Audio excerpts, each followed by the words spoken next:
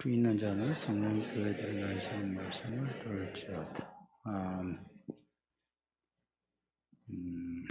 이미 하나님이 우리에게 주신 멸류관이 있다는 거 아세요?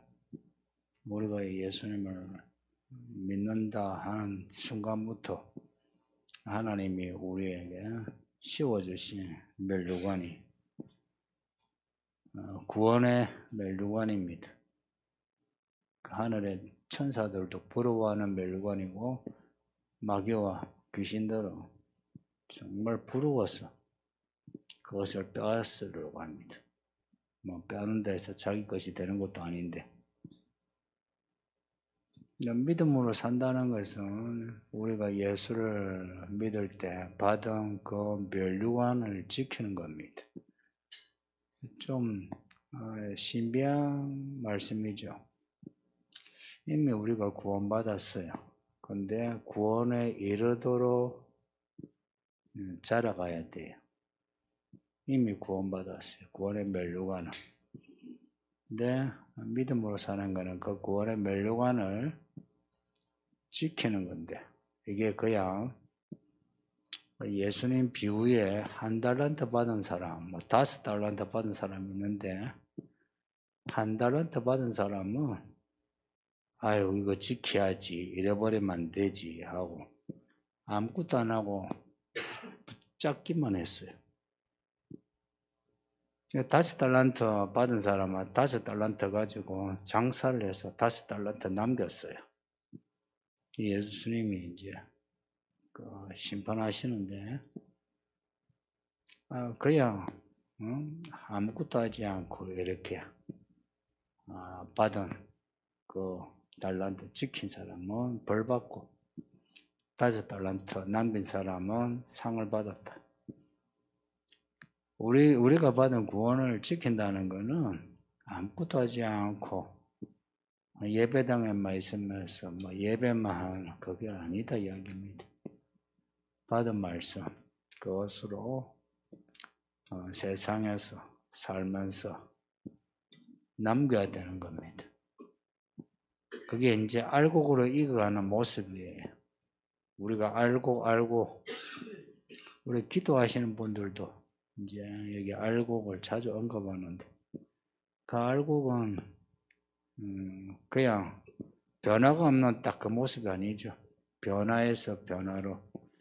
그래서 거기에 이제 열매가 맺히는 거죠. 그게 자람 아닙니까? 자람. 구원의 멸류관을 지킨다는 것은 이제 그렇게 우리가 자라서 열매를 맺는 겁니다. 우리가 아이가 자라서 시집가고 장가가고 아이를 낳고 똑같습니다. 식물이나 동물이나 사람이나. 마귀는 이걸 막고자 하는 거예요. 어찌하든지 우리의 구원을 빼앗으려고. 7교회 보낸 편지에 나타나는 시험들은 전부 다 마귀의 시험입니다. 어찌하든지 받은 이 성도들이 받은 구원을 성도들이 산만해가지고 다른 데 마음을 두게 해가지고 그 구원을 버리게 하는 겁니다. 구원을 버린다. 내가 구원을 버린다 해서 버리는 거 아니죠. 이 구원의 말씀을 놔두고 다른 것에 관심을 가지며 구원을 버리는 겁니다. 우리가 받은 이 말씀 말고 다른 것에 더 마음을 두며, 때로는 내 부모, 자식, 아내, 남편에게 마음을 두며 구원을 잃어버립니다. 그래서 믿음은 개별적입니다. 제가 예수 믿고 신학을 하면서 홀로 이렇게 이제 서울로 올 때, 그것도 제가 교단도 달라요. 제가 원래 있던 교단하고 같은 장로교긴 해도 여기는 합동이고, 제가 부산에 있을 때는 고신이, 여기는 아는 사람도 전혀 없어요. 기댈 언덕이 없어요. 또 친지가 있는 것도 아니고. 우리 어머니가 왜 서울로 가려고 하노? 왜 서울로 가려고 하노? 그랬어요. 근데 저도 뭐 오고 싶지는 않았어요. 괜히 뭐 출세하려고 서울 가나 그 소리 듣기도 싫고. 근데 하나님이 가라 가라 계속 이야기하는 거예요. 얼마나 제가 버텼으면 우리 큰애 혜린이가 제가 새벽기도 마치고 딱 들어가니까 애가 그때는 제가 학교도 안 들어갔을 때거든요. 자리에 딱 앉더니 노래를 불러요. 그런 노래는 지금도 교회에서 배운 적이 없어요. 서울로 가라, 서울로 가라. 그 노래 그 곡은 내가 잊어버렸는데 가사가 그런 가사 들어본 적 있나요? 아무 걱정하지 말고 서울로 가라, 서울로 가라. 그랬어요. 제가 하도 버티니까 또 제가 대학을 서울로 오고 싶었어요. 그러니까 이게, 에이, 내가 그것 때문에 올라나. 응? 내가 대학을 서울로 못 가서 내가 그랬나. 내가, 그런 마음이 들어서 더 서울 오기 싫었어요. 근데 서울로 가라, 서울로 가라. 그러고는 애가 또 자. 그래서 제가 바로 이제 우리 교단에서 나오는 신문이 있어요.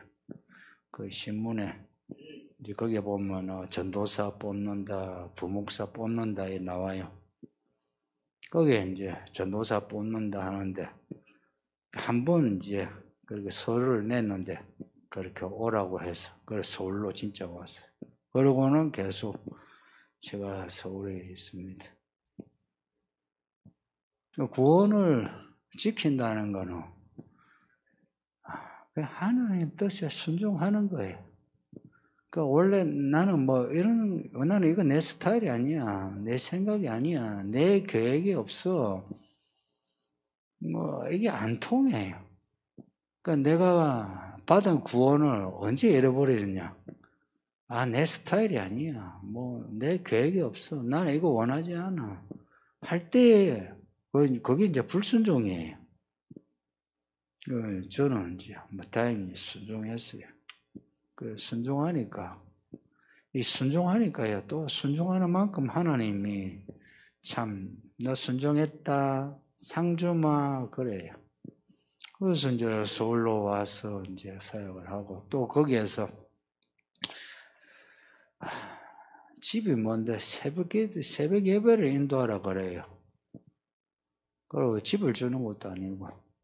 그죠? 몸이 너무 힘든 거예요. 몸이 너무 힘들어. 그때는 젊었는데도. 그죠? 하나님, 내가 너무 힘듭니다. 제가 교회로 옮겨야 되겠습니다.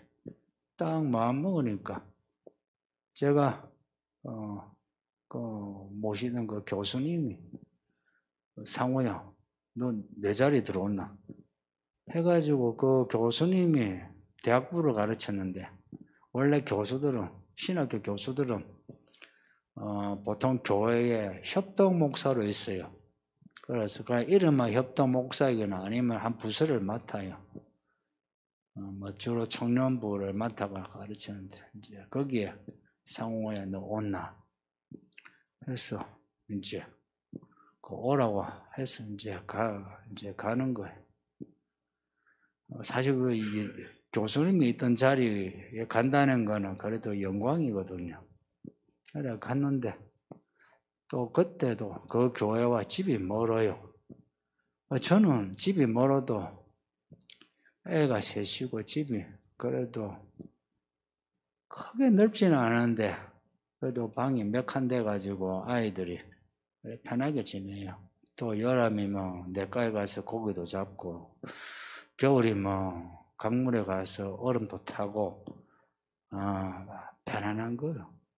근데 교회에서 또 가까이 그 교회 가까이 또 오라네요.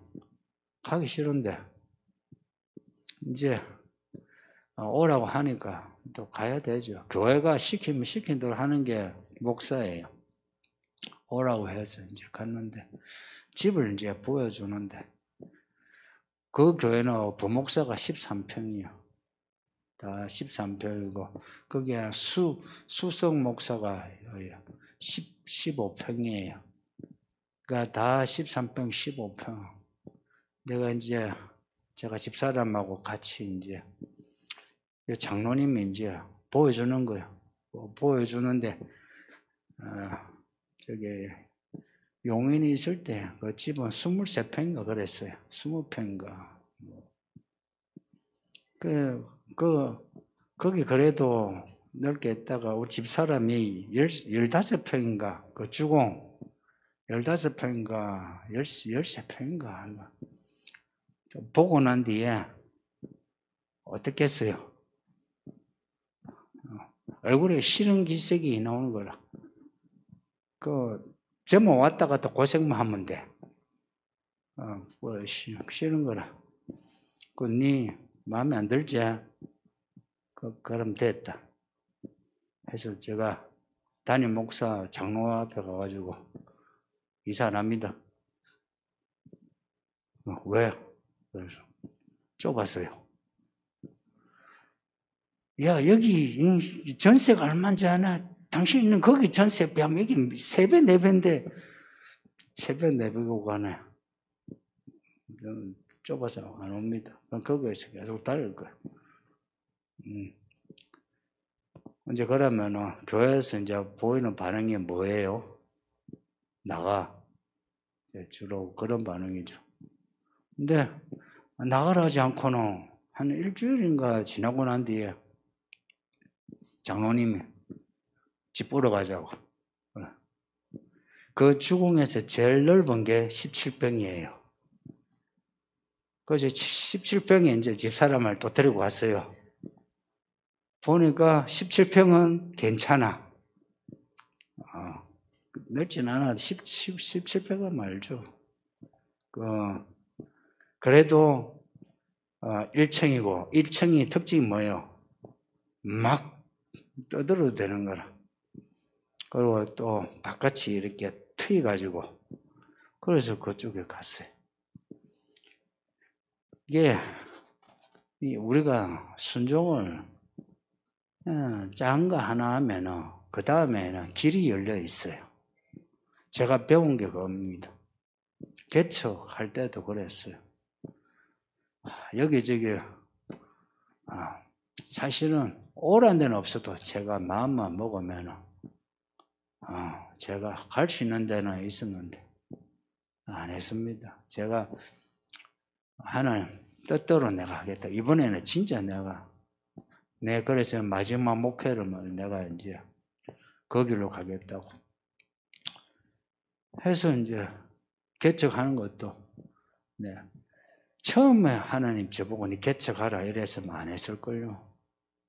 많이 힘들었을걸요. 근데 개척하지 않으면 안 되는 그런 상황으로 만드신 거라 개척을 합니다. 하고 난 뒤에 돈 빌리는 것도 여기 아시는 분 아세요? 1억 9천 빌려가지고 교회 개척했습니다. 예배당 없고 사택 없고 했습니다. 그 돈 이제 다 때려 붓고 개척을 한 거예요. 하고 나니까 그때부터 오히려 먹고 사는 거 지금 저희 집에 와봤어요. 넓어요. 제가 경험한 하나님은 이거예요. 우리가 작은 순종을 하면 하나님은 길을 준비해 놓으신 거라. 그 성도님들 그 순종하는 거 겁내지 마세요. 순종을 하면은 하나님은 순종을 안 하면은 그래 네 성격이 그렇지, 그래 네 기질이 그렇지, 네 원하는 게 그런 거지. 하나님이 다 막으세요. 근데 순종을 하면 그걸 원하나? 그래 알았다 그걸 주마 이렇게 하시는 거예요. 이해가 됩니까? 성도님들 하나님이 이런 분이라는 게 이해가 됩니까? 순종을 하지 않으면 내 기질 하나하나 가지고 문제 삼으시면서 쳐버려요. 근데 순종을 하면 하나님이 내가 원하는 것을 하나하나 해주시면서 해 주시면서 하나님이 하나님이신 것을 엄하게 가르쳐요. 그런데 순종하지 않으면 내가 원하는 것을 다 꺾으면서 하나님이 하나님이신 것을 또 엄하게 가르쳐요. 어느 쪽으로 원하십니까? 다 하나님이 사랑하시는 자녀인데도 길이 달라요. 저를 비롯해서 이 교회 성도들이 가능하면은 인생에 환란이 없이 정말 하나님이 기뻐하시는 사람으로 살았으면 해요. 이 빌라델비아 교회에게 주는 그 상이 뭐냐니까 장차 성전의 기둥이 되게 하신다 합니다. 그 말씀인죠. 이런 사람은 교회의 기둥이 되고 혹은 이 사회 기둥 되게 하신다는 말씀 아닙니까?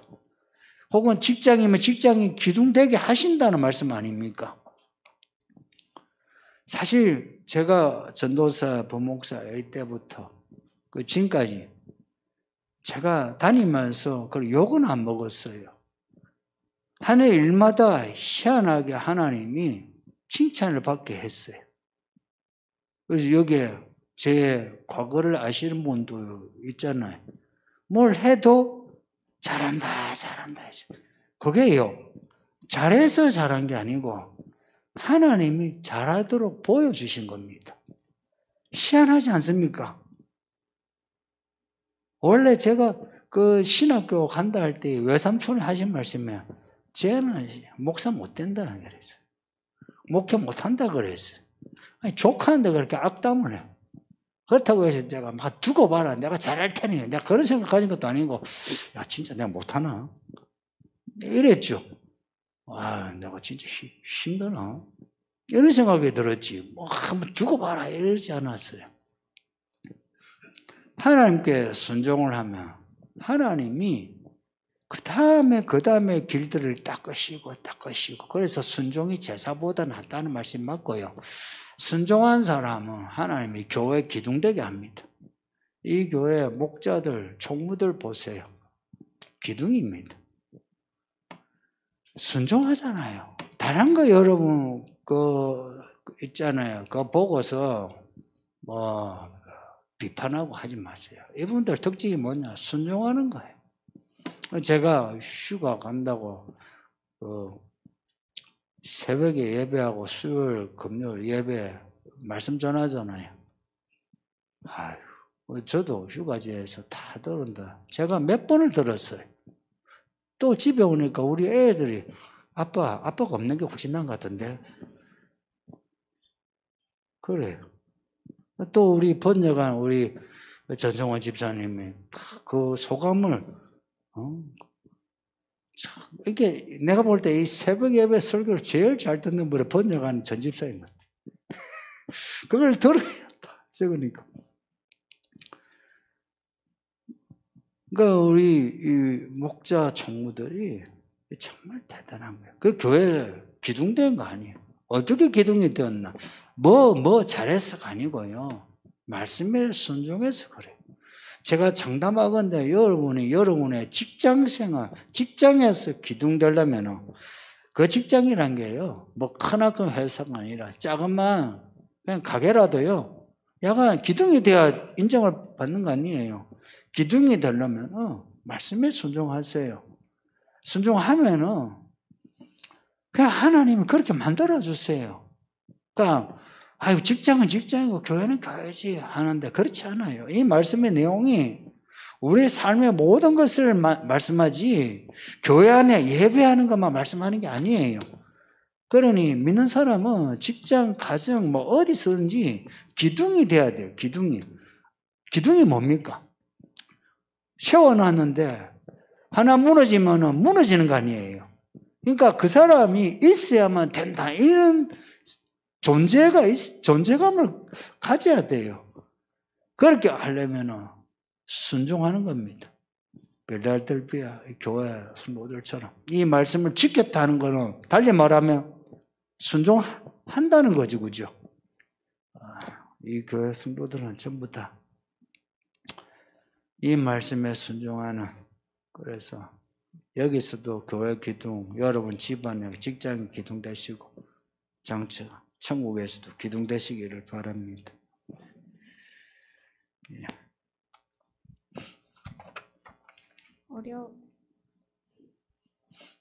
어려운 일을 당할 때 내가 가진 모든 수단과 방법을 다해 그 문제를 해결하는 것이 이기는 것이 아니라 그것을 참는 것이 이기는 것이라 하시는 말씀이 참 신기하고도 깊은 말씀인 것 같습니다.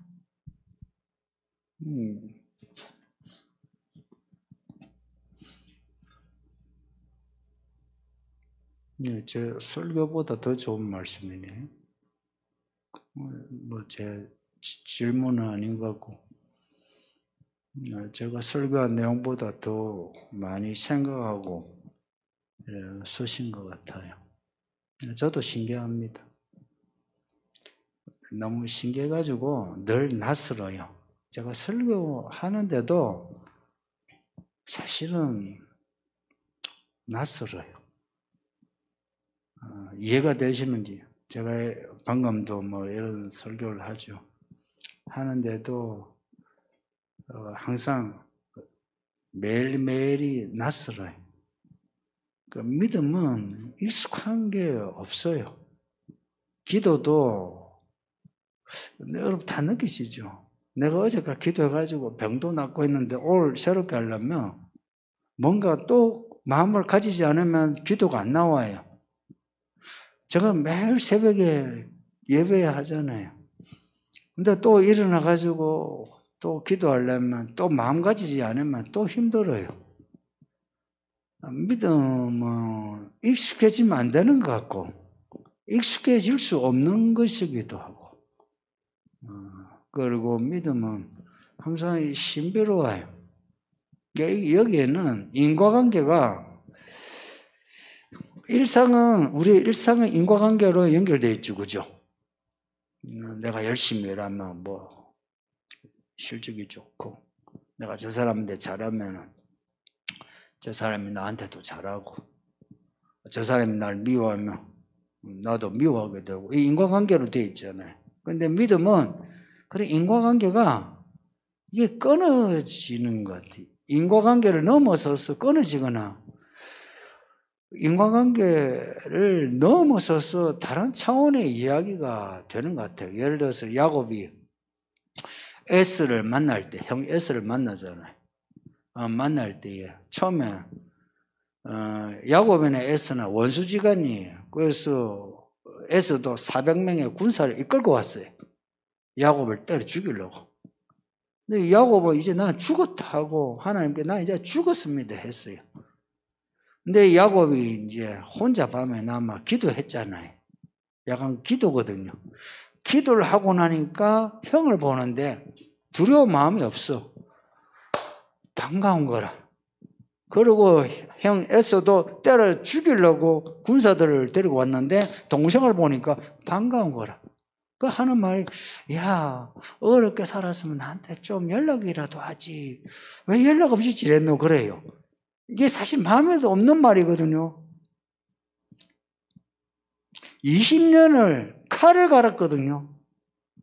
칼을 갈았는데 하룻밤에 기도가 딱 지나니까요. 야곱은 야곱대로 형 에서는 에서대로 마음이 풀린 거라. 그러니까 잠언서 말씀이 맞아요.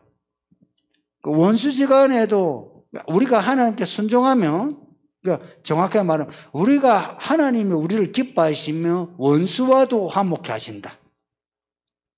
그렇게 말씀해요.